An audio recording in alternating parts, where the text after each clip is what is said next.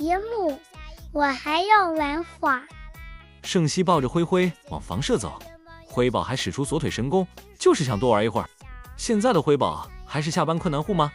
要知道灰宝从小就一颗小辣椒，特别是到了下班时间，就会趴在树上，增加爷爷姨母的收猫难度。现在长大的灰宝乖巧多了，这一天虽然他也不想下班，躲在饭桌上装作没听到爷爷的叫喊声，但在爷爷的彩虹屁下，他还是会渐渐向房舍走去。熊猫幼崽都是这样难收吗？其实圈养大熊猫下班难收的主要是它们天性贪玩，对饲养员的召唤爱答不理，加上习惯用拖延战术，如抱树、勾腿等，导致收猫过程像哄孩子般耗时费力，需要饲养员耐心用食物诱导，进一步增加了收猫难度。所以这天灰宝在爷爷的叫唤下，虽然依然不想下班，但还是跑向爷爷。看来灰灰是真的长大了，在妈妈的调教下，也养成了良好的生活习惯。大家说灰宝是不是很优秀的猫猫呢？